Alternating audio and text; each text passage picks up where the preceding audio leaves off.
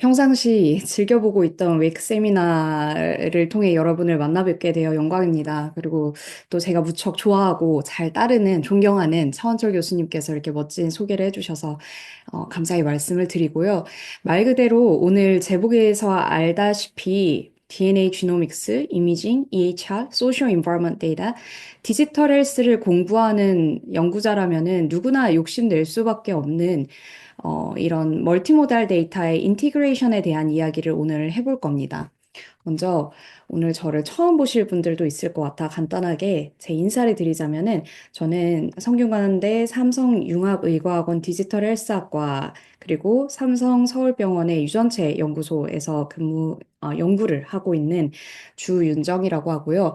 저는 뇌과학이든 사회과학이든 그리고 우리가 연구하는 디지털 헬스든 유전체 데이터, 꼭 그리고 유전체 데이터가 아니더라도 사람들의 생체 오믹스 데이터의 컴포넌트가 필요한 정말 다양한 융복합 연구들을 진행을 하고 있습니다. 오늘 세미나를 듣고 난 이후에 여러분들이 저를 통해서 가져가셔야 되는 인사이트들은 크게 요 세 가지 정도로 압축을 할 수가 있을 것 같아요. 먼저는, 오늘 키워드는 사실 이 patient generated health data 그리고 이 다양한 멀티모달 데이터의 융합이라는 것인데요. 과연 우리가 이 싱글 모달리티를 연구하기도 굉장히 바쁜 이 연구자들의 사회에서 굳이 다양한 모달리티들의 환자 데이터들을 왜, 그리고 어떻게 통합해야 하는지를 오늘 이 세미나를 통해서 여러분들이 이해를 하셨으면 좋겠습니다. 두 번째로는 요 다양한 고차원적인 멀티모달 데이터, 우리가 보통 피처 수가 다양하고 많은 것을 이제 고차원이라고 이야기를 하는데요. 이럴 때 이 고차원 데이터 통합을 위한 주요 분석 기법들을 소개를 할 겁니다. 뭐 PRS부터 시작해서 제가 툴들을 넘버링을 해서 가져왔는데요. 한 8가지 툴들을 여러분들께 오늘 소개를 해드릴 예정이에요. 그리고 그런 툴들을 실제 연구에 어떻게 사용할 수 있는지, 실제 헬스케어 연구들에 어떻게 사용할 수 있는지 실제 사례를 중심으로 다뤄볼 예정입니다. 그리고 마지막으로는 이러한 통합 분석이 환자 치료에 그리고 미래의 정밀의료 시대에 어떤 변화를 가져올 수 있을지에 대한 인사이트들을 여러분들이 가져가셨으면 좋겠어요. 이런 통합 연구들을 통해서 그 페이션트들의 질병의 위험들을 스트래티파이하고 그리고 기저에 깔려 있는 그런 몰레큘러 메커니즘들을 이해를 하고 personalized 된 프리벤션이나 트리트먼트 스트래티지에 대해서 어떻게 기여할 수 있는지에 대한 그런 가능성에 대한 것을 살펴보도록 하겠습니다. 저희 연구에 대한 미션 스테이트먼트는 이렇게 한 가지 질문으로 요약할 수 있을 것 같아요. 우리가 개개인의 prognosis, prediction, prevention, 궁극적으로 우리가 정밀 의료에서 원하는 그런 아웃컴들이죠. 이런 헬스 아웃컴들을 integrating, 뭐랑 뭐를 integrate 하냐면은 지노믹 데이터와 다른 멀티모달 EHR 데이터, 뭐 거기에 들어가 있는 온갖 뭐 physiological, 뭐 imaging, diagnostic, 그리고 그 이외에 뭐 social environment 데이터, 오늘 세미나 톡에 들어갔던 그런 데이터의 모달리티들을 다 통합해서 이야기를 하는 거거든요. 이것을 AI-driven approach를 응용해서 어떻게 융합을 시키고 궁극적으로는 이런 헬스 아웃컴들의 예측이나 prognosis, prevention을 improve 시킬 수 있을지에 대한 이야기를 해볼 거예요. 보통 이제 지노믹스라고 하면은 여러분들이 DNA만 떠올리기 쉬운데요. 사실 유전체학은 생명과학에서 모든 오믹스의 출발점이자 시작점이라고 여러분들이 생각하시면 좋겠습니다. 유전체가 단순히 염기 서열 정보를 넘어서서 어떻게 유전자가 꺼지고 켜지는지, 그리고 그 결과로 어떤 단백질이 만들어지는지 그런 것들은 이제 프로테오믹스 연구일 거고, 어떻게 꺼지는지 켜지는지는 이제 뭐 트랜스크립톰 연구라고들 하죠. RNA 연구들이 될 거고, 그런 과정에서 어떤 대사체가 생성되는지 이런 일련의 생물학적 경로들을 연구하는 그 학문을 통틀어서 지노믹스라고 하거든요. 요즘은 이 말을 이제 지노믹스라고만 쓰지 않고 오믹스 혹은 멀티오믹스라는 말로 쓰기도 하는데요. 네, 이런 지노믹스, 그 멀티오믹스 연구들을 어떻게 우리 그 EHR 데이터, 병원의 메디컬 인포메이션들과 연결을 하여서 더 임프루브된 인사이트를 만들 수 있는지가 저희 연구의 주된 주제라고 할 수 있겠습니다. 여기는 이제 현재 프리시즌 메디슨에 있는 그리고 우리가 가용할 수 있는 연구에 가용할 수 있는 다양한 그 데이터들의 모달리티들을 써두었는데요. 저는 이렇게 데이터들의 모달리티를 보면서 어떤 데이터랑 어떤 데이터를 엮으면은 어떤 재밌는 인사이트들이 나올지 사실 궁리하는 것을 굉장히 좋아해요. 그 중에 이제 가장 키가 되는 것은 이제 아무래도 저의 이제 전공이었던 주 뭐 박사 전공이었던 이제 오믹스 데이터겠지만은 제가 그때 이제 오믹스 데이터만 한 게 아니고 이걸 연결하는 것들을 해왔거든요. 주로 이제 오늘 많이 이야기할 거는 이제 뉴로 이미징 데이터인데요. 아무래도 뉴로 이미징 데이터가 아예 생소하신 분들도 있을 것 같아서 간단하게 소개를 해드릴게요. 스트럭처럴 MRI 데이터는 주로 이제 뇌의 해부학적 구조들, 뭐 뇌의 뭐 회빅질의 두께라든지 피질의 두께라든지 뭐 백질의 뭐 두께, 형태 이런 것들을 이제 측정하는 말 그대로 스트럭처를 보는 그런 MRI를 이야기를 하고요. 우리가 T1, T2라고 줄여서 부르기도 합니다. 펑셔널 MRI는 이름에서도 알 수 있듯이 기능을 따져보는 MRI인데요. Resting State fMRI, 펑셔널 MRI 같은 경우는 말 그대로 정말 우리가 아무것도 하지 않은 상태에서 뇌가 가만히 있는 상태에서 그때 이제 어떤 뭐 펑션들, 어떤 펑셔널 MRI 아이들이 액티베이트 되는지를 보는 것들이고 태스크 베이스드 fMRI는 뇌나 그 사람에게 특정 자극을 주고 그때 일어나는 뇌의 변화들을 촬영하는 그런 뉴로 이미징 모달리티들을 이야기를 합니다. 디퓨전 MRI 같은 경우에는 그 물 분자의 확산 정도, 뭐 확산 경로, 각도 이런 것들을 측정해서 그 안에 연결성을 따져보는 뇌 안에 연결성을 따져보는 그런 것을 시각화하는 뇌의 모달리티라고 볼 수가 있겠고요. 이런 뭐 여러 가지 뉴로 이미징 모달리티들을 통해서 뇌를 좀 더 심층적으로 이해하려고 하는 연구들이 뭐 뇌과학 분야에서 활발히 이루어지고 있겠죠. 오믹스 데이터에서는 DNA를 바라보는 종류만 해도 굉장히 많고, 프로테오믹스도 마찬가지로 여러 가지, 뭐, 마이크로바이오믹스도 뭐, 그런 장 마이크로바이오믹스를 볼 수도 있지만은, 뭐, 피부의 마이크로바이오믹스를 볼 수도 있고, 다양한 곳에서 장내 미생물들을 측정을 할 수가 있습니다.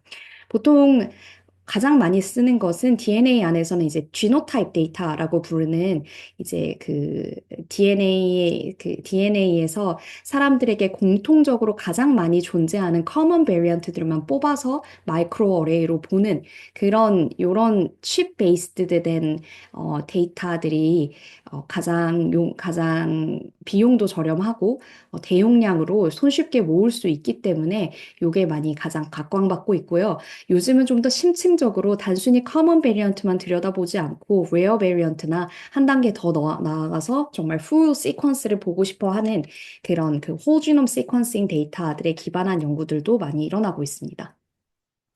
프로테오믹스들 같은 경우에는 뭐 올링크 패널이나 소마스캔 패널 같은 것으로 마찬가지로 하이드로프 테크놀로지를 사용해서 한 사람이 가지고 있는 수천 개의 프로테오믹스 마커들의 레벨을 정량적으로 측정하는 그런 기술들이 나날이 엄청나게 발전을 하고 있고요. 그 다음에 우리가 이제 들여다볼 수 있는 환자들에게 모으고 싶은 데이터들 중에 대표적인 예가 이제 environmental 데이터겠죠. 이 environmental 데이터가 우리가 주목할 만한 것이 단순히 설문지 형태로 퀘스처네러 데이터로 모을 수 있는 것 이외에 요즘 여러분들 많이 착용하시는 스마트워치를 통해서 확보를 하는 시간의 축이 있는 그런 타임 시리즈로 들어오는 라이프로그 데이터에 대한 그런 중요성도 요즘 급격히 증가하는 추세입니다. 워낙 그 환자들에 대해서 하나의 환자에 대해서 측정할 수 있는 디멘션 자체가 깊어지다 보니까 우리가 이 스마트워치를 환자에게 착용시킴으로써 그 사람의 수면이라든지 운동이라든지 뭐 어떤 스트레스 레벨이나 음식, 걸음, 운동, 심박수, 생리주기, 물, 혈중 산소 이 센서 기술도 점점 더 발전하는 것 같아요.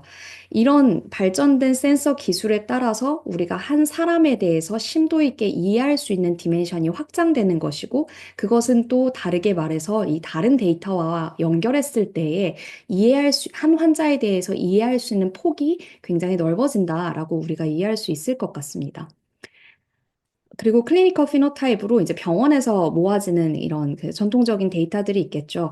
단순히 뭐 성별이나 나이 같은 데모그래픽 인포메이션뿐만 아니고 이제 ICD 코드나 뭐 한국 버전의 ICD 코드로 대표되는 이 진단 코드라든지 아니면 어떤 약물을 어떤 양으로 우리가 주입을 했는지에 대한 메디케이션 히스토리라든지 신체 계측, 뭐 단순한 이게 그 어떤 것이든 우리가 병원에서 측정되는 각종 그런 측정 데이터들, 그리고 진단 데이터들, 이런 것들, 굉장히 다양한 것들이 우리 연구의 훌륭한 주제로서 사용될 수가 있겠습니다. 이렇게 다양한 바이오메디컬 데이터를 기반으로 서로 다른 모달리티 간에 어떤 조합이 가능한지 우리가 좀 상상해 볼 수 있을 것 같아요. 그래서 오믹스 데이터가 이렇게 있고 뇌영상 데이터가 있을 때 오믹스와 브레인 간의 관계에 대해서 하는 것도 중요한 한 축이겠죠.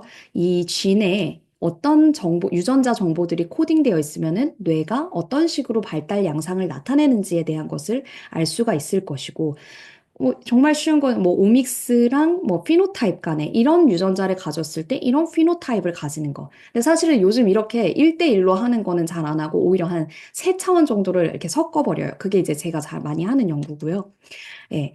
그래서 오믹스와 피노타입 간에 뭐 이런 연관관계를 볼 수도 있을 거고, 라이프 로그, 이런 라이프 스타일을 가지고 있는 사람들에게 어떤 진단의 패턴이 나타나는지, EHR 안에서 어떤 진단을 많이 받게 되는지, 이런 것들에 대한 그런 다양한 융합 연구들을 할 수가 있겠습니다. 그리고 이렇게 다양한 데이터 간의 조합이 가능한 이유는 점점 우리가 가지고 있는 헬스케어 데이터들이 이런 멀티모달하게 정말 한 환자에 대해서 정말 다양한 측면을 측정하는 그런 멀티모달 바이오뱅크로 발전하고 있다는 것에 초점이 있을 것 같아요. 우리가 많이 사용하는 이제 UK 바이오뱅크 같은 경우도 이제 2006년부터 시작했죠. 2006년이면 거의 20년이 다 돼가는데 그때부터 약 50만 명의 참가자를 대상으로 그 사람들의 브레인 이미징, DNA 지노믹스, environmental, cognitive or 뭐 behavior phenotype 데이터들에 대해서 다양하게 모으고 있습니다. 미국에는 이제 100만 명을 목표로 하는 All of Us 프로그램이 진행되고 있고 이미 100만 명을 모은 Million Veteran 프로그램, MVP라고 줄여서 부르죠. 미국의 이제 제향 군인들을 대상으로 하는 이런 이 프로그램에서도 일찌감치부터 이제 지네틱 데이터를 모으고 이 제향 군인들을 대상으로 해서 뭐 브레인 이미징 데이터라든지 각종 EHR 데이터를 모은 그런 대표적인 미국의 코호트라고 할 수 있겠습니다. 이머지 네트워크도 이제 제가 박사 시절 몸담았던 그런 미국의 대형 컨소시움인데요. 미국의 대형 병원 한 15개 정도의 EHR 데이터를 합치고 거기에 지노믹 데이터까지 얹어서 조금 더 다차원의 환자의 그런 헬스 연구를 가능하게 하는 그런 컨소시움의 한 종류였습니다. 이런 컨소시엄을 하나하나 들여다보면은 어마어마한 양의 이제 데이터들이 대용량으로 들어오는 것을 확인을 할 수가 있습니다. 이때 이제 UK 바이오뱅크의 타임라인을 예시로 한번 가져와 봤는데요. 2003년에 이것이 시작하여서 결국에는 뭐 이런 피지컬 액티비티 모니터 이런 것들도 이제 워치 데이터를 채워서 하기 시작했고 외래 데이터라든지 정신건강 데이터 그리고 생화학 측정 데이터나 뭐 엑솜 시퀀싱 데이터 그리고 그것이 홀 지놈 시퀀싱으로 번지고 최근 건에 여기서 잘려져 있는데 마이크로바이오믹스나 아까 말씀드린 올링크 패널로 하는 프로테오믹스 연구라든지 그런 것들이 다양하게 모아지고 있어요. 그 DNA도 한 종류만 모으지 않죠. 여기 하단에 보시면은 주노타입부터 시작해서 엑손 모으고 지놈 시퀀싱 모으고 아 이걸로 충분하지 않다. 이걸로 나올 수 있는 인사이트가 너무 많다. 해서 또 확장한 게 이제 호 엑솜 시퀀싱 데이터를 또 50만 명 더 모으고 이런 식으로 점점 그 바이오뱅크들의 이니시에이티브들이 발전하고 있습니다. 이건 또 제가 주로 많이 쓰는 이제 미국의 ABCD 데이터의 그 컬렉션 타임라인인데요. ABCD 데이터 여러분 혹시 들어보셨나요? ABCD 데이터, 여기 줄여서 말하면 Adolescent Brain Cognitive Development Study라고 하는 미국 NIH에서 하는 아동 코호트예요. 소아 아동들을 타겟으로 하는 코호트인데 보면은 9살, 10살부터 이 아이들을 1년에 한 번씩 만나서 이 아이들에게 뭐 뇌의 인지 능력 데이터도 재고 측정을 하고 뭐 이 아이들의 침을 모아서 DNA를 모으기도 하고 아이패드 같은 걸로 게임을 시켜서 뭐 어떤 뭐 그런 측정 능력, 뭐 어떤 수행 능력에 대한 테스트를 하기도 하고요. 그의 부모까지 이 데이터 컬렉션 사이트에 불러서 이 아이를 어떤 환경에서 양육하고 있는지에 대한 그런 양육 환경 데이터들까지 모읍니다. 이런 것들을 한번 불러서 하면 정말 뭐 6, 7시간이 훌쩍 가는데 어마어마한 돈을 미국 정부에서 풀어 넣어서 지금 9살, 10살부터 이것을 10년 동안 repeat until age 20, 뭐 19 to 20라고 되어 있죠. 이걸 10년 동안 매년 10,000명씩 진행하고 있는 코호트의 연구입니다. 네. 그래서 제가 이런 식으로 다뤘던 데이터베이스들이 상당히 많은데 여기 이제 그냥 리스트를 한번 해봤어요. 혹시라도 여러분들이 이런 코호트, 멀티모달 데이터를 연계하는 이런 연계하여서 뭐 장내 디지털 헬스에서 환자 개인별 인사이트를 주고 싶은 연구를 하고 싶다라고 한다면 이제 저한테 오시면 됩니다. 요런 코호트들을 기반으로 저희가 다양한 연구를 하고 있어요. 자, 그렇다면은 과연 이 멀티모달 데이터를 왜 굳이 우리가 인티그레이트 해야 되냐? 하나만 공부하기도 바쁜데 굳이 이런 것들을 모아서 할 수 있는 우리의 이점이 무엇인가? 연구의 이점이 무엇인가를 생각을 안 해볼 수가 없겠죠.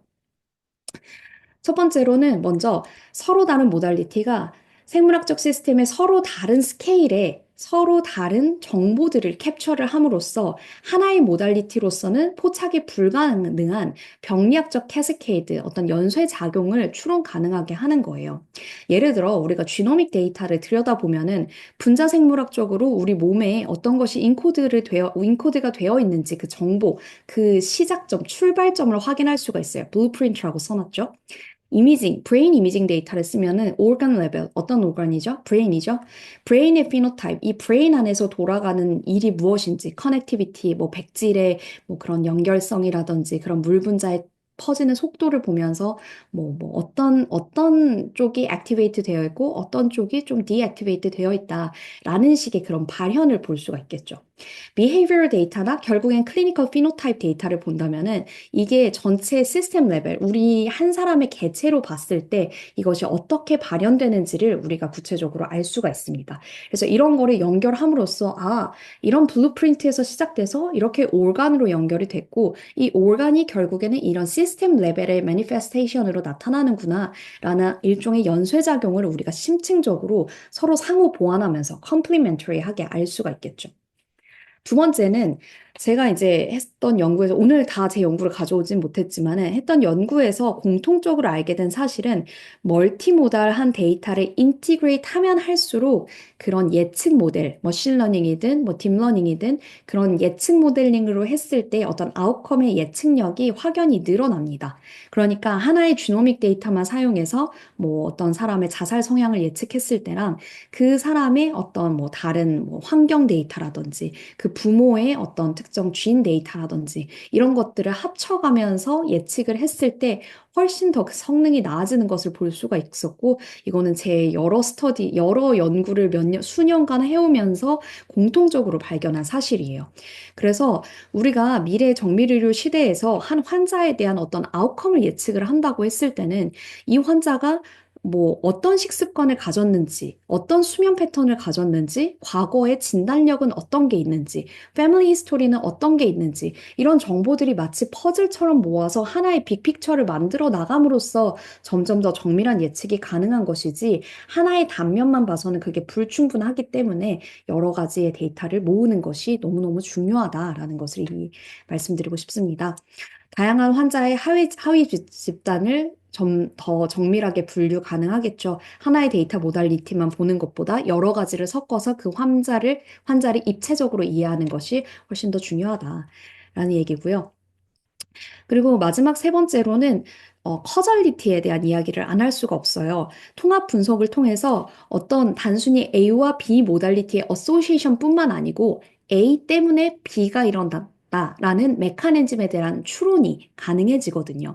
그리고 이게 결국에는 우리가 의료에서도 어떤 트리트먼트를 했을 때 어떤 아웃컴이 나오는 이런 결과, 이 구조가 결국에는 우리 의료씬에서도 어떤 뭐 약물을 줬을 때 그 사람의 뭐 뭐 반응성이 나아진다든지 어떤 수술을 했을 때 그 어떤 처치를 했을 때 이 사람이 나아진다든지 이런 것들이 결국에는 어소시에이션이 아니고 커절리티를 밝히는 측면으로 가야지 좀 더 심층적인 그런 그 나중에 그 클리니컬 디시전 메이킹이 가능하기 때문에 이런 커절리티 탐색이 굉장히 중요합니다. 그래서 어떤 유전 변이가 뭐 특정 뭐 뉴로 이미징을 봤을 때 특정 신경망 연결성이나 백지 뭐 인티그리티 디퓨전 MRI에 영향을 주고 이로 인해서 특정 행동이나 뭐 클리니컬 피노타입이 나타난다라는 식의 스테이트먼트를 완성할 수 있는 거예요. 하지만 이 멀티모달 데이터가 이 아름다운 그 미래를 제시해주는 동시에 굉장한 어려움이 동시에 존재하는 분야이기도 합니다. 크게 네 가지로 제가 나눠봤는데요.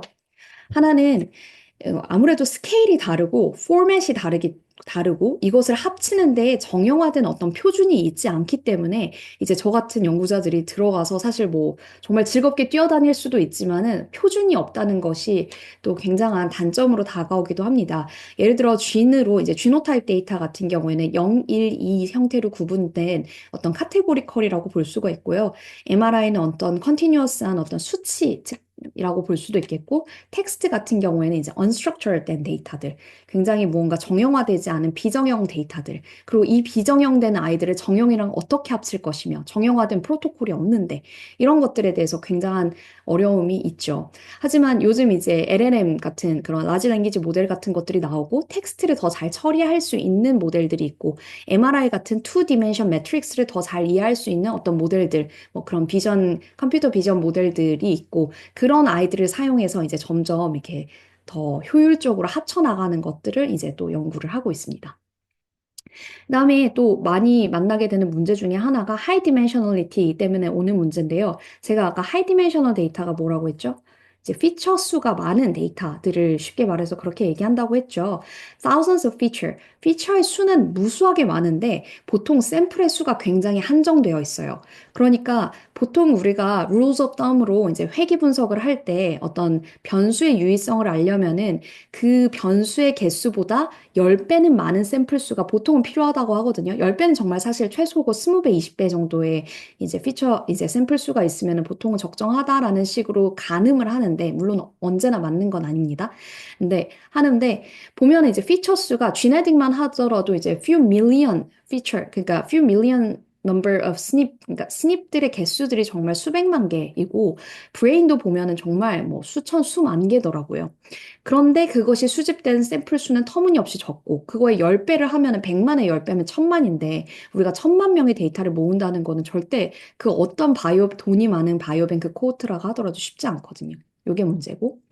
그리고 아무래도 모달리티가 이제 많다 보니까 미싱 리스도 크고, 그리고 퓨전 모델을 했을 때, 뭔가 커절 패스웨이를 아이덴티파이 하는 것들에 뭔가 이렇게 이렇게 라지 랭귀지 모델을 써서 뭐 인베딩으로 뽑아가지고 이 아이들의 예측을 했을 때 예측력이 굉장히 잘 나왔을 때 과연 이 인베딩이 누구 쥔으로부터 많이 나왔는가 이런 것들에 대해서 굉장히 블랙박스다라는 이야기를 하죠. 뭐 요즘은 사실 그래도 뭐 많이 그 뭐 쥔 하나를 넣고 뭐 테스트를 한다든지 여러 가지 이제 그 센시티비티 애널리시스의 방법들이 많이 나오면서 explainable AI로 많이 설명이 되는 추세이긴 한데요. 그 AI의 원래 그 태어난 구조상 블랙박스라는 것은 어쩔 수 없는 그런 뭔가 본능적인, 본성적인 그 AI의 내추럴한 특성이다라는 얘기를 안 할 수가 없겠습니다. 그래서 이 멀티모달 데이터를 효과적으로 섞었던, 융합을 하였던 저희 대표적인 연구를 한 세네 가지 정도 준비를 해왔어요. 이 좀 하이라이트 여러분들이 보시기 편하도록 제가 이렇게 색깔로 하이라이트를 해왔는데요. 하나는 이제 환경 데이터라는 게 하나의 축일 거고요. 제가 처음에 초창기 슬라이드에서 보여드렸던 데이터의 모달리티를 설명할 때 네 가지를 보여드렸거든요. brain, omics, 그리고 environmental, 그리고 피노타입, 클리니컬 피노타입 이렇게 네 가지를 보여드렸는데 그런 것들을 지금 각종 스터디들에서 다양하게 융합을 해보고 있습니다.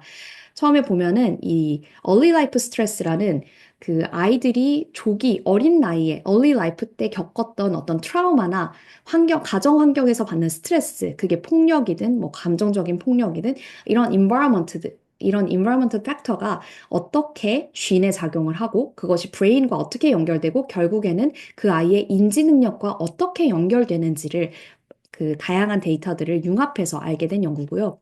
두 번째는 이제 브레인 뉴로 이미징과 지네틱 데이터를 섞어서 제가 관심 있는 주요 형질인, 물론 저는 이것만 하는 건 아니지만 관심 있는 주요 형질인 psychiatric outcome, 그 중에서도 기분 장애라 함은 이제 양극성 장애와 주요 우울 장애를 포함하는 그런 정동 장애를 대표하는 말인데요. 이것을 이제 다양한 컴퓨터 비전 모델을 적용을 하여서 예측을 했던 스터디가 있고요. 그리고 최근에 이제 제가 이게 한 3, 4년 동안 썼던 페이퍼인데 이게 최근에 그래도 좋은 저널에 어셉트가 돼서 오늘 연구를 가져왔는데 사실 그 좋은 저널이 이제 그 엠바고가 걸려 있어가지고 제가 아직은 얘기를 못 하더라고요. 근데 아무튼 좋은 저널에 됐습니다. 그래서 이것에 대한 이제 오늘 맛보기 얘기를 조금씩 해볼 거예요. 그리고 이런 데이터들을 섞을 때 사실 사용했던 그런 툴들이 사실 쉽게 말하면 대단한 툴들이 아니에요. 어떤 통계를 잘 알거나 딥러닝을 좀 잘 아시는 분들이 이렇게 이런 것들이 이런 융합에 활용될 수 있겠구나라는 것을 이 연구들을 들으면서 좀 알 수 있지 않을까 싶습니다. 그래서 제가 간단하게 그 멀티모달 인티그레이션 테크닉에 대해서 좀 여러분들께 소개를 해드리려고 해요. 일단 크게 세 가지로 나눠볼 수가 있는데요. 이 데이터들을 언제 인티그레이트 하냐에 따라서 early, intermediate, late로 나눠볼 수가 있겠습니다. early integration은 말 그대로 피처 레벨을 합치는 거예요. 그러니까 처음에 여러분들이 그 독립변수와 종속변수가 있다고 할 때 독립변수에 온갖 모달리티들의 데이터들을 다 넣어버리는 거죠. 다 넣어버리는 거예요. 한마디로. 물론 이제 스케일도 다르고 모달리티 간에 이제 뭐 인터프리테이션의 차이도 있고 뭐 포맷의 차이도 있기 때문에 상당한 리미테이션이 있는 연구고요. 그냥 피처를 그대로 갖다 쓰면은 사실 예측력이 잘 나오지 않고 PCA라든지 어떤 디멘션 리덕션 스킬을 언슈퍼바이스드 러닝으로 디멘션을 좀 리듀스 해가지고 넣는 그런 스킬들이 좀 각광을 받고 있습니다. 그 다음에 intermediate integration 좀 생소하실 수 있는데 latent space라고 해가지고 그 어떤 중간에 intermediate한 space에서 그 데이터 모달리티들 간에 만나도록 하는 거예요. 그 대표적인 방법이 이제 canonical correlation analysis라고 제가 후반부에 소개할 테크닉입니다.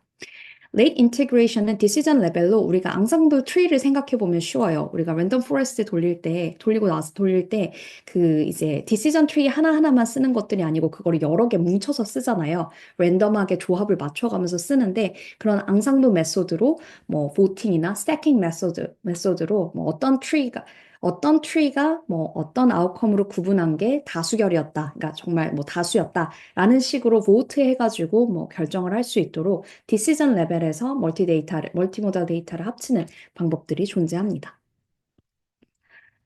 그래서 소개해드릴 이제 지금 제가 시간을 잘 맞게 하고 있을까요? 벌써 30분이 지나가고 있는데 빠르게 넘어가도록 할게요. 그 피처의 수가 너무 많기 때문에 이제 이렇게 그 컴포짓 스코어를 만들어서 여러 가지 피처를 하나로 줄이는 방법들이 있고요. 그걸 이제 대표적인 방법으로 폴리제닉 스코어라는 것들이 있고, 요즘에 이제 폴리제닉 스코어를 PGS라는 말로 많이 줄여서 쓰고, 원래 전통적으로는 폴리제닉 리스크 스코어 or genome wide polygenic score라는 말로 많이 쓰였습니다. DNA나 뭐 프로테오믹스나 뭐 각종 오믹스에 기반하여서 이제 지네틱 리스크를 이렇게 하나의 압축된 스코어로 줄여서 부르는 방법을 이야기를 합니다. 또 여러 가지 피처를 한 번에 줄일 수 있는 효과적인 방법으로 많이 이야기되는 것이 이제 PCA 애널리시스죠. 이 여러 가지 데이터들이 정말 다양한 변수로 인해서 이 아이들이 정말 2차원, 3차원 정도의 그런 디멘션에 시각화할 수 있는 것이 아니고 정말 20차원, 30차원, 뭐 100차원, 수천 차원일 때 이 차원을 효과적으로 뭐 2, 3차원으로 줄이거나 뭐 한 5차원으로 줄인다든지 할 때 유용하게 사용될 수 있는 방법입니다. 이것에 대한 자세한 이야기는 하지 않을게요. 이 더 궁금하신 분들은 통계를 조금 더 공부해 보시면 좋을 것 같아요. 그 다음에 이제 2, 3로 제가 가져온 거는 대표적인 아이는 이제 Structural Equation Modeling이라고 해서 보통 통계에서 인과 추론의 가장 정통적인 방법으로 많이 사용되는 그런 아이예요. 그때 이제 제가 이제 저의 이제 케이스 스터디 중에 첫 번째 케이스 스터디가 이제 여기서 나오는데요. 보면은 이 genetic 데이터, genome wide polygenic score라고 줄여서 부르는 이 genetic 데이터의 점수가 여기에 Structural Equation 모델링의 한 축으로 들어가게 되고 브레인을 PCA를 이용해서 하나의 스코어로 압축한 이 브레인 스코어를 여기에 하나의 축으로 넣게 되고 그 ABCD 데이터를 사용하기 때문에 9살, 10살의 어린이 데이터거든요. 그 어린이들의 인텔리전스 스코어를 여기에 하나의 축으로 넣게 됩니다. Physical abuse라는 아이들의 early life stress에서 가장 주요한 팩터 중에 하나인 그런 물리적인 그런 훈육, 물리적인 폭력, 부모로부터의 물리적인 폭력이 들어왔을 때에 이 쥔에서 브레인으로 그리고 이 브레인에서 결국 인지 능력, 이 피노타입으로 발현되는 이 패스웨이의 기작이 어떻게 되는지를 알아낸 연구예요. 여기서 사용한 툴이 지금 여러분들이 지금 보시고 있는 요 화살표 많이 보셨죠? 인과 조금 공부하신 분들은 많이 보셨을 텐데 이 Structural Equation 모델링에 여러 가지 쥔, 브레인, 피노타입 그리고 environmental 데이터를 하나의 수식에 넣음으로써 결국 지능이 이제 높은 지능 점수를 가진 유전적인 지능 점수를 가진 이 그 개인은 어린이가 브레인의 어떤 모폴로지의 스트럭처의 이 변화를 일으키면서 크리스탈라이즈 인텔리전스로 발현이 되는 요 패스웨이가 존재를 하는데 요 존재를 할 때 physical abuse라는 environmental factor라는 작용이 들어왔을 때에 요 패스웨이가 쥔에서 브레인으로 가는 요 패스웨이가 직접적으로 타격을 유의미하게 받아서 요 지능 발달이 저해가 된다라는 것을 밝힌 연구입니다. 이건 이제 제가 여기 하단에 써놓은 것처럼 오믹스와 브레인과 환경과 인지 데이터를 합친 건데, 요거를 또 다른 식으로 발전하면 이렇게 할 수도 있어요. 이거는 이제 제 그 교신 저자로 이라이프에 나갔던 논문인데, 보면은 쥔 데이터와 함께 각종 이 사람의 그 다양한 소시오 이코노미컬 세더스 데이터들을 집어넣어서 이 아이가 어떤 에듀케이션을 받았고 어떤 이제 패밀리 인컴 수준은 어떻고 뭐 financial adversity라든지 뭔가 재정적으로 얼마나 어려움이 있는지 이런 SES 팩터들을 다 넣어서 그것이 결국 어린 아이들의 psychotic like experience, 신경증과 같은 그런 experience를 주는데 얼마나 영향을 미치는지를 이런 SEM을 확장시킨 연구로 밝혀낸 일입니다. 여기서 이제 결론은 높은 PGS가 직접적으로 이 아이들의 psychotic like experience를 유발한다라기보다는 인텔리전스라는 중간에 피노타입을 거쳐가면서 이게 발생을 하는데요. 결국에는 낮은 유전의 지능 점수를 가지고 있는 아이들이, 그러니까 다시 말하면은 DNA로 봤을 때 어떤 아이가 굉장히 낮은 유전적인 지능 점수를 가지고 있을 때 그것이 낮은 인텔리전스로 발현되고 결국에는 psychotic like experience로 이어진다는 것이 메인 기작이에요. 하지만 여기서 각종 이런 소시오 인바이러먼털 데이터를 같이 봤더니 이 아이가 단순히 낮은 유전적인 지능을 가지고 있어서 이렇게 된 것들이 아니고 확실히 이런 안 좋은 소시오 이코노믹 스테터스에 살고 있는 아이들이 훨씬 더 그 작용이 악화가 되어서 이 아이들의 정신질환으로 이어질 확률이 크다라는 것을 이제 밝혀낸 연구입니다. 다음에 빠르게 넘어갈게요. 그 다음에 이제 이거 보면은 여러분 어떤 거 생각나세요? 이거 사실 correlation analysis죠. 우리가 단순하게 알고 있는 correlation analysis인데 보통 X랑 Y라는 두 가지 축으로만 우리가 통계 공부에서 많이 했었어요. 근데 이것이 사실 한 차원 더 늘어나면 우리가 할 수 있는 게 또 굉장히 많아요.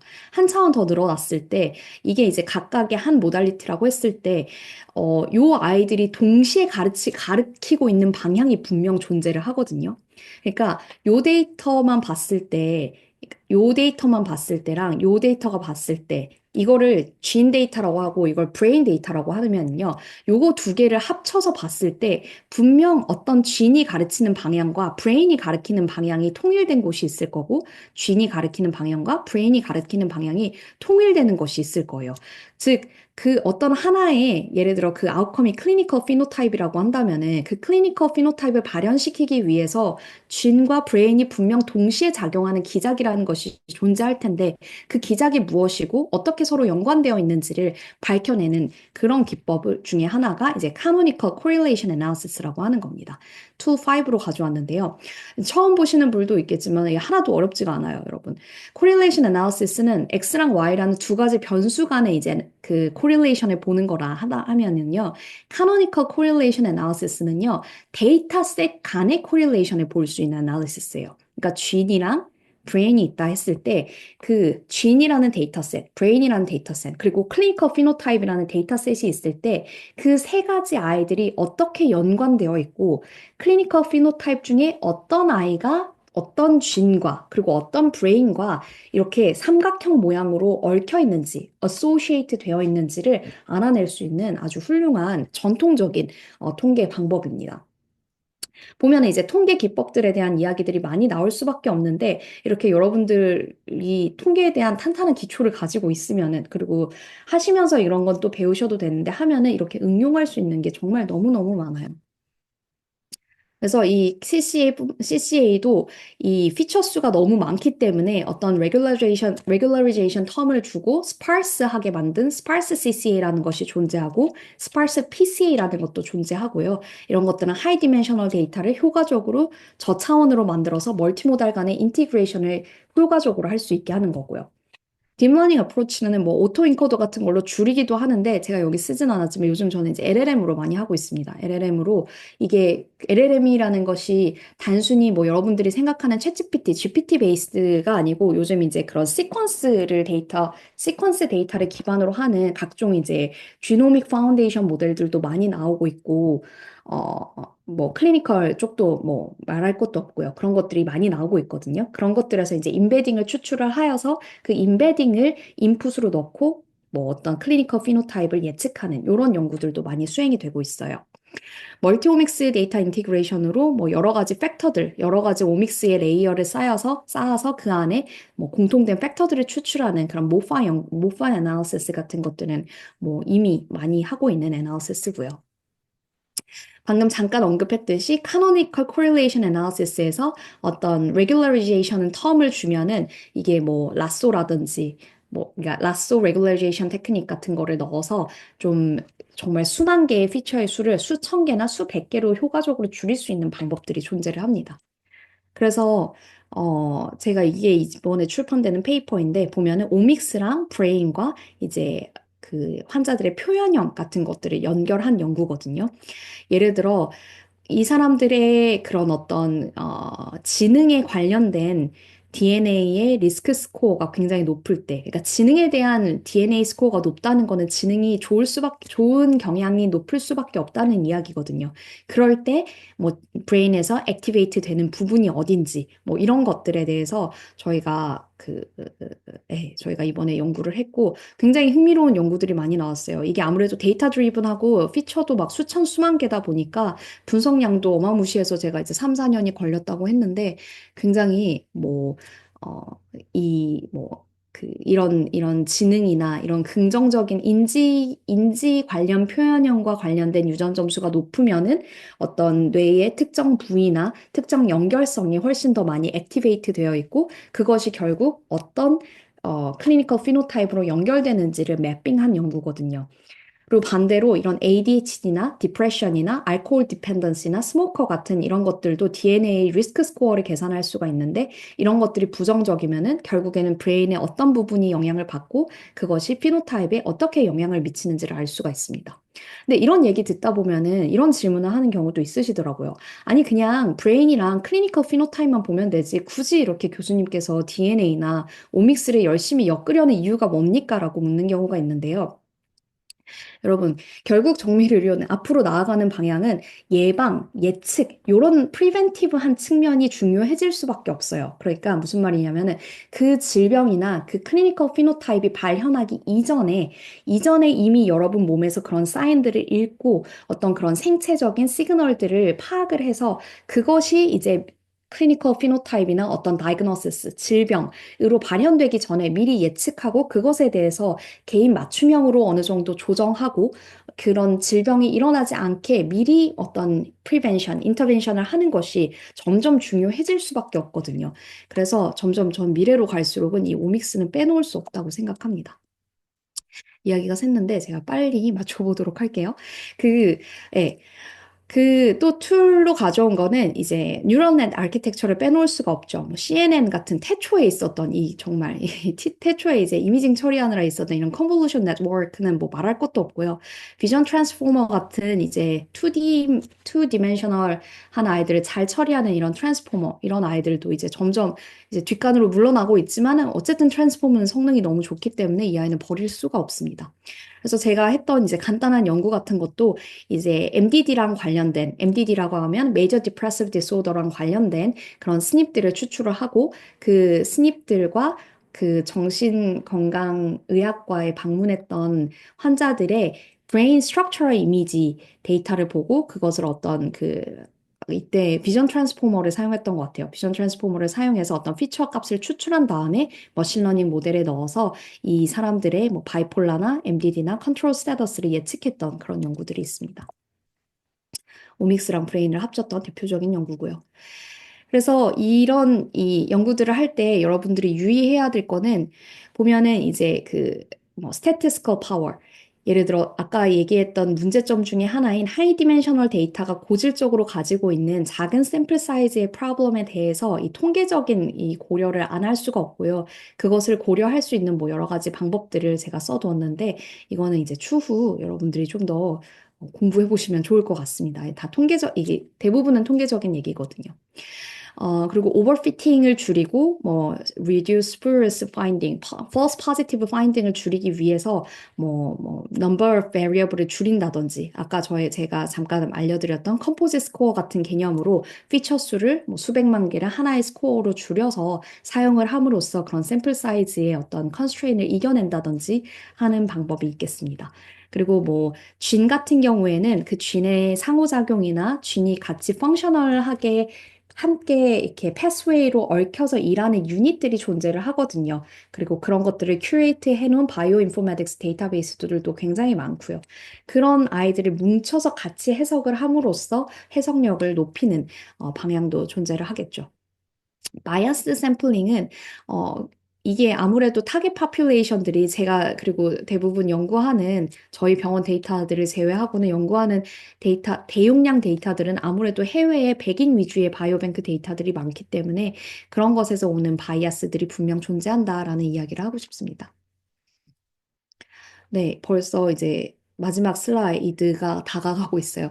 그래서 지금까지 보신 것처럼 이제 단순히 이런 고차원적인 데이터를 통합하는 것은 단순히 데이터를 합치는 기술뿐만이 아니고 이제 여러 그 유전자나 뇌나 행동의 상호작용 같은 것들을 파악하고 그리고 그 안에서 효과적인 인사이트를 뽑아낼 수 있는 아주 소피스케이트드한 방향으로 가야 된다라는 그런 레슨을 일단 강조하고 싶고요. 그런 그 인티그레이션 전략을 강조를 하고 싶고요. 오늘 여러분들이 간단하게 스kim through 하면서 배웠던 뭐 PCA나 CCA나 폴리제닉 리스크 스코어라든지 그런 각종 딥러닝 메소드들이 이런 하이 디멘셔널한 데이터들을 효과적으로 축소할 수 있는 데 사용이 될 수가 있고 데이터들 간의 이질성을 어느 정도 어드레스 하는 데 사용이 될 수가 있다라는 것을 아셨으면 좋겠습니다. 그리고 실제 제가 소개해드린 연구들을 통해서 뭐 어떤 환자나 어떤 개인을 이해할 때 요 다양한 데이터들을 합쳐서 요 캐스케이드 어떤 일련의 그런 연쇄 작용들을 이해하는 것이 너무 중요하다라는 것을 여러분들이 이해하셨으면 좋겠어요. 그리고 오늘 제가 언급하지 않은 또 아주 유망한 그 테크닉들 중에 하나, 제가 또 페이퍼 쓰고 있는 것들 중에 하나는 커잘 머신러닝 테크닉이라는 것도 있는데요. 이것도 이제 멀티모달 데이터를 합치기 아주 유용한 툴입니다. 어떤 특징을 가진 환자, 그러니까 그 환자의 성별이 뭔지, 나이가 뭔지, 그 환자가 어떤 프로필을 갖고 있는지에 따라 어떤 특정 트리트먼트를 했을 때 부작용이나 뭐 어떤 우리가 원하는 아웃컴, 부작용인데 그게 부작용을 예측하고 싶은 거든 어떤 치료 양상을 예측하고 싶은 거든 어떤 혈압이 정상화되는 그 수치를 예측하고 싶은 거든 라고 했을 때 요즘 이 머신러닝을 커잘 인퍼런스 쪽에 적용을 하여서 어, 요 스테이트먼트를 많이 해결을 하고 있어요. 제가 이제 가져온 거는 예를 들어서 어떤 그 정맥 영양 주사가 이제 sepsis, 아이들의 sepsis를 일으키는 확률이 높다라고 알려져 있는데 이게 모든 아이들에게 그 정맥 영양 주사 기간을 길게 했을 때 무조건 sepsis가 나타나는 게 아니거든요. 어떤 사람들은 어떤 사람들은 이 정맥 영양 주사의 기간에 굉장히 민감한 그룹이 존재하고 어떤 환자는 정맥 영양 주사 기간이 어떻게 되든 상관없는 그룹이라는 게 존재를 하거든요. 그리고 그 그룹 간에 나눠서 봤을 때 각각이 갖고 있는 이런 캐릭터리스틱이 다 다르거든요. 이런 기법들 같은 것도 이제 이런 멀티모달 데이터를 인티그레이트해서 결국에는 환자들에게 개별화된 인사이트를 주는데 굉장히 중요한 테크닉이라고 할 수 있겠습니다. 네, 오늘 저의 톡은 여기까지고요. 여러분들이 오늘 저의 그 세미나를 통해서 어떻게 이제 효율적으로 멀티모달 데이터 인티그레이션을 하고 이게 결국에 헬스케어 인사이트로 어떻게 연결될 수 있는지 그 툴에 대한 좀 어느 정도의 오버뷰가 좋은 오버뷰가 되었기를 바랍니다. 네, 경청해 주셔서 감사합니다. 예, 진재 교수님 수고 많으셨습니다. 감사합니다. 예, 아닙니다.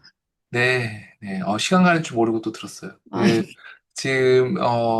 지금 참여하신 분 중에서 혹시 지금 궁금하신 점 있으시면, 네, 이렇게 채팅창에 올려주시면 제가 읽어 드리겠습니다.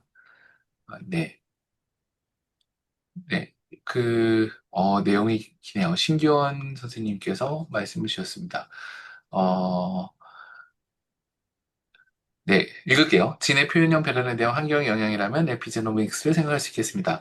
비헤이비어럴 사이언스 분야에서 에피제노믹스에 대한 연구가 활발하게 이루어지고 있나요? 진의 상태에 따라 브레인 뉴럴 네트워크가 결정되는 것은 잘 알려진 사실이지만 에피제네틱 모디피케이션에 따른 뉴럴 네트워크 리폼은 알려진 것이 적습니다. 이에 대한 연구 동향을 알려주시면 감사하겠습니다. 음, 강의 중간에 사회경제적 지위가 낮은 경우에 좋지 못한 행동의 정신적 상태로 이어지는 것을 보여주셨습니다. 이들이 과연 유전학적 상담에 접근성이 있을까요? 두 가지 음, 다른 질문인 것 같습니다. 네. 네, 너무 좋은 질문 해주셔서 감사하고요. 사실 그 후성 유전학, 그러니까 에피지노믹스를 빼놓을 수 없죠. 그 메틸레이션 되는 거나 아스틸레이션 되는 것에 대해서 빼놓을 수 없겠지만 사실 이것보다 요즘 뜨겁게 많이 떠오르고 있는 분야는 사실 프로테오믹스거든요. 그러니까 에피지노믹스는 사실 DNA 위에 어떤 모디피케이션이 얹어져가지고 그 진의 스위치를 끄고 켜고 라는 것을 다루는 분야라고 한다면은 사실 그 쥔이 그 DNA가 RNA가 되고 RNA가 결국 프로테오믹스가 되고 대사체가 되고 그것들이 피노타입으로 연결되는 이 일련의 센트럴 도그마 과정 중에서 이 표현형과 굉장히 가깝게 있는 오믹스 체 중에 하나가 사실 에피지노믹스보다는 프로테오믹스나 대사체 이쪽이거든요. 대사체에는 사실 표준화된 이렇게 정량화된 프로토콜이 지금 뭐 만들어지고는 있지만 아주 더디게 만들어지고 있고 지금 뭐 영국의 UK 바이오뱅크라든지 뭐 미국의 그런 100만 명 코호트라든지 아주 열을 올리고 있는 게 그런 비헤이비어나 환경의 영향에 따라서 많이 모디파이를 받는 프로테오믹스라고 할 수 있겠습니다. 에피지노믹스 모디피케이션에 따른 뉴럴 네트워크의 리폼이 많이 알려진 것이 적은 게 아무래도 에피지네틱 데이터 자체가 굉장히 적어서인 것 같아요. 제가 많이 다루는 UK 바이오뱅크나 뭐 ABCD나 뭐 그런 다른 바이오뱅크 코호트들도 보면은 에피지네틱 데이터는 잘 없거든요. 보통은 이제 지네틱 데이터나 있다면 프로테오믹스 데이터가 있는 경우가 많습니다. 그런 것 같습니다. 네. 그리고 강의 중간에 사회 경제적인 지위가 낮은 경우에 좋지 못한 행동 및 정신 상태로 이어지는 것을 보여줬는데 이들이 과연 유전학적 상담에 접근성이 있을까요? 어, 그러니까 사회 경제적인 지위가 낮은 아이들이 유전학적 상담에 잘 접근하지 못한다는 것을 이야기하시는 걸까요? 네네. 왠지 그런 네, 말씀이신 것 같네요. 네. 아무래도 접근성 자체가 낮을 수밖에 없을 것 같습니다. 그리고 지금 제가 보여드린 대부분의 이런 연구들이, 지금 그 미국에서 중점적으로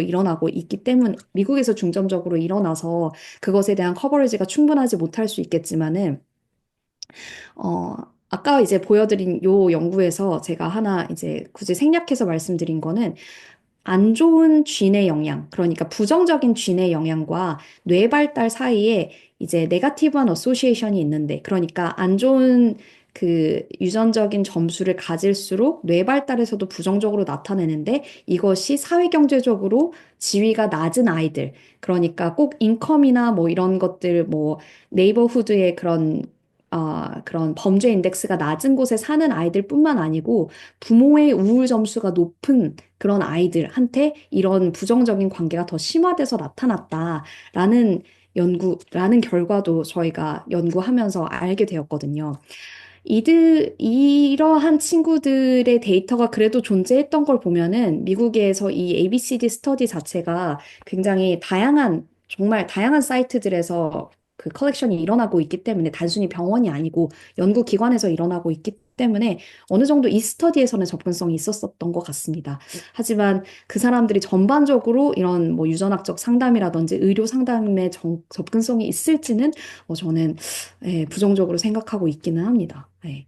제 답변이 그, 충분. 요 다음 질문 넘어가기에 앞서서 네. 사실은 이런 저희가 이제 저 병원은 이런 사이언스를 밝히면서 사실 인터벤션을 계속 고민하는 곳이니까요. 그래서 아까 말씀하신 것 중에서도 어떤 유전체를 가지고 태어나는 것에 대한 물론 그것도 이제 하나의 이제 인터벤션 할 수 있는 대상으로 저희가 고민을 하고 있지만 그걸 갖다가 이제 배제하고 나면 유전자를 바꾸지 못한다면 나머지는 사실은 뭐 이게 사회 경제적 분야든 뭐 약물적 치료든 뭐 이런 것들을 인터벤션을 해서 과연 이걸 바꿀 수 있는 것이냐라는 질문이 오는데 그런 식의 어쨌든 그런 인터벤션까지 연결되기도 하나요? 이런 연구가. 아, 그럼요.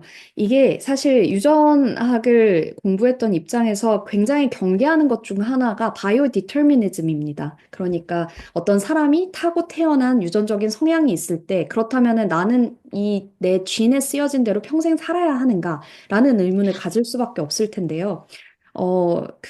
여러분들이 혹시 이제 요즘 우리나라에서 마크로젠 같은 데서 이제 뭐 그런 DNA 테스팅 같은 거 해보고 실제로 여러분들이 여러분의 DNA에 대한 그런 리포트들을 받아보게 되면은요, 여러분 쥔과 여러분이 실제로 발현해서 가지고 있는 피노타입 간에 연관성이 있는 것도 당연히 있지만 없는 것들도 굉장히 많아요. 그 말이 뭐냐면은 어떤 클리니컬 피노타입이든 어떤 질병이든 간에 이것이 지능이나 이미 뭐 내 몸에 인코드된 그런 코드로 거의 결정되는 것이 아니고 environment나 뭐 중간에 그렇게 병원에서 개입되는 어떤 의료 서비스라든지 어떤 프리벤션 하는 그런 스트래티지 등에 의해서 굉장히 액티브하게 쉐이핑 된다라는 것을 이야기를 해드리고 싶습니다. 그리고 그 쉐이핑 될 수 있는 정도도 피노타입 간에 굉장히 많이 다르고요.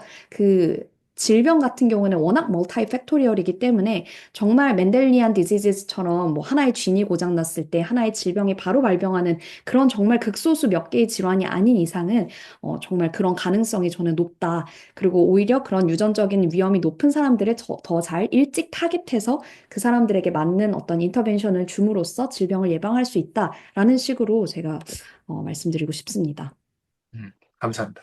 그 다음 질문 넘어가겠습니다. 저희 김정훈 선생님께서 질문을 주셨고요. 내용이 길어서 다는 못 읽겠습니다. 그래서 큰 깨달음을 주셨던 거고요. 한번 읽어보시고 질문은 맨 마지막 네, 5줄 정도 6줄 중에 있는 것 같습니다. 단백질 특정한 진의 시퀀싱 결과뿐만 아니라 분자 단백질 수준의 다이나믹스를 반영하여서 오간이나 뭐 혹은 이제 개체죠. 얘그 개인의까지 그 분석 가능한 분석이 가능한지 그리고 어떻게 하면 그게 가능할지 이런 질문을 주셨습니다. 아, 네, 그럼요. 이게 단순히 이제 이런 멀티 오믹스 데이터 인티그레이션을 할 때 쥔의 뭐 어소시에이션이나 단순히 변이 유무 이런 것들로 하는 것보다 좀 더 이제 분자와 분자 간의 인터랙션을 반영한다든지 프로테인과 프로테인 간의 인터랙션을 반영한다든지 여기서도 이제 각종 딥러닝 툴들이 유용하게 쓰이고 있는데요. 예를 들어 그 그래프에 기반한 그런 딥러닝 메소드, 그래피컬한 그런 딥러닝 메소드들을 사용해서 그런 프로테인과 프로테인 사이의 관계를 어떤 하나의 그래프로 매핑을 하여서 어떤 예측에 반영을 한다든지 이런 식으로 진행이 많이 되고 있습니다. 네. 답변이 네. 되셨을지 모르겠습니다. 네. 그리고 일단은 교수님 그 논문 억셉 축하드립니다. 워낙 아, 좋은 아닙니다. 많이 내시는데 더 많이 내시네요. 좋네요. 아닙니다. 부럽습니다. 아닙니다. 그, 네. 그 데이터가 상당히 그때도 UK 바이오뱅크 등의 외국 데이터들이 많은데 혹시 국내에서는 그 활용할 만한 좋은 데이터셋이나 혹은 그런 그 그림이 있을까요? 뭐 삼성병원이나 혹은 우리나라에서요. 네, 몇몇 이제 훌륭하신 교수님께서 그런 데이터 코호트들을 만들어 주셔서 저도 이제 접근을 해 보려고 하는데요.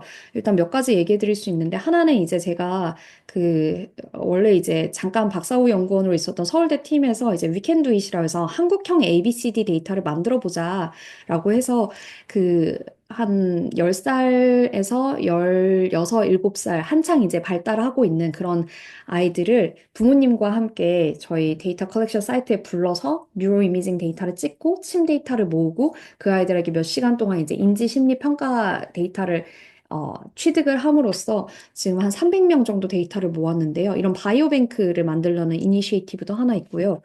어, 그리고 이제 제가 굉장히 최근에 노동과 그 자본 집약적인 데이터네요. 네. 네, 연구원들이 많이 고생을 하고 있습니다. 그리고 이제 가드 코호트라고 해서 이제 광주 치매 코호트에서 이제 치매 환자분들을 대상으로 하기는 하지만은 거기서 다양한 이제 멀티오믹스 데이터와 이제 뉴로 이미징이라든지 몇 년에 걸친 데이터를 한 10년 좀 넘는 시간 동안 차곡차곡 많이 모아두셨더라고요. 이제 10,000명이 조금 넘는다고 알고 있어서 그것을 이제 조금 연구에 사용할 예정이기도 하고요. 그 외에도 사실 저희 병원 데이터도 많이 사용하고 싶은데 아직까지 제가 이제 액티브하게 사용하고 있는 데이터로는 이 방금 마지막에 보여드린 이제 커절 머신러닝 방법을 응용하고자 이제 정신건강의학과에 한 4, 500명 정도의 그 약물 반응 데이터를 받아서 이제 어떤 트리트먼트를 했을 때 어떤 환자에게 더 부작용이 많이 나타나는지 어떤 환자에게 치료 효과가 있었는지 이런 것들을 조금씩 한국인 데이터에 적용하려고 하고 있습니다. 사실 한국 유전체 역학조사 사업이라고 코게스라고 해가지고 한 7만 명 정도의 그런 한국인 유전체 데이터가 존재하긴 하는데요. 이건 이제 유전체 데이터와 그냥 역학 데이터, 그러니까 그 사람들의 완전 병원 데이터라기보다는 대부분이 셀프 리포트드 데이터가 많은 그런 피노타입 데이터가 있는 그런 코호트가 하나 있고, 제가 원하는 그런 멀티모델 데이터 인티그레이션 잘 안 되고 있고요. 이제 국가 바이오 빅데이터 사업이 이제 작년부터 시작되면서 이제 9년간 열심히 데이터를 77만 명에게 모을 거라고 하시는데 거기에 이제 조금 기대를 하고 있습니다. 시간은 좀 걸릴 것 같습니다. 네, 감사합니다. 혹시 나중에 궁금하신 게 있으면 저희 지금 뭐 아차 놓쳤다고 그러더라도 저희 연구실에서 웨이크 세미나 공지를 계속 드리니까 거기 통해서 주시면 제가 또 주윤정 교수님께 또 질문이 오면 또 여쭤보도록 그렇게 하겠습니다. 그 교수님 마치기 전에 제가 공지 하나만 하고 그다음 네? 인사 나누시고 마치도록 하겠습니다. 저희가 다음 주 6월 어, 4일이죠. 6월 4일 날은 5시부터 강의를 시작합니다. 그래서 6월 4일 날 오후 5시부터 6시까지 저희 삼성서울병원 마취통증의학과의 박천장 교수님께서 여태까지 이제 마취통증의학과의 의사로서 바라본 AI 활용의 사실 경험이 되게 오래됐습니다. 많으신데 그 경험에 대해서 같이 나누시고 또 안내해 주시는 그런 시간을 갖도록 하겠습니다. 그 강의 참석 신청은 아래 QR코드, 그 다음에 지난 세미나 시청은 저희가 강사분 중에서 허락을 하신 분들을 저희가 강의를 유튜브에 올려놓았습니다. 그래서 보실 수 있고요.